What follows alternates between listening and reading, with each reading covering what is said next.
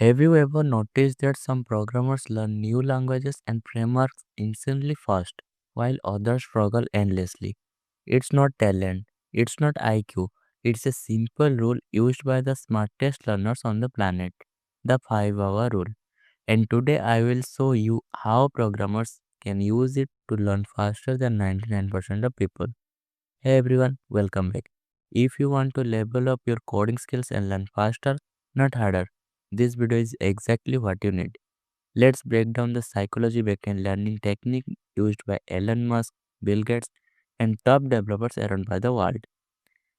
The 5-hour rule is simple. Spend at least 1 hour every day or 5 hours a week learning intentionally. Not scrolling, not watching random tutorials. Intentional learning. This is the difference between being busy and actually growing. Your brain grows through deliberate practice, not passive learning.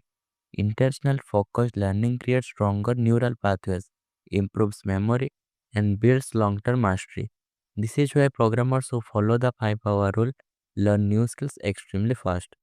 Here is how you can apply it as a developer.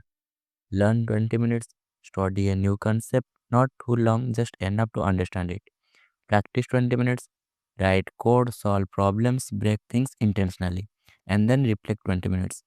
Review your mistakes, rewrite code, and ask, what did I improve today? Do this consistently, and you will learn faster than most programmers ever will. If you want to learn Python, spend your hour doing, learning, practicing, and reflecting. If you want to learn React, then learn a concept, build a tiny component, and reflect on code structure. Small daily tips is equal to the massive long term process. Most people think learning means watching videos for hours, but real learning means doing, experimenting, failing, fixing, and pushing your brain to think. That's why the 5-hour rule is powerful.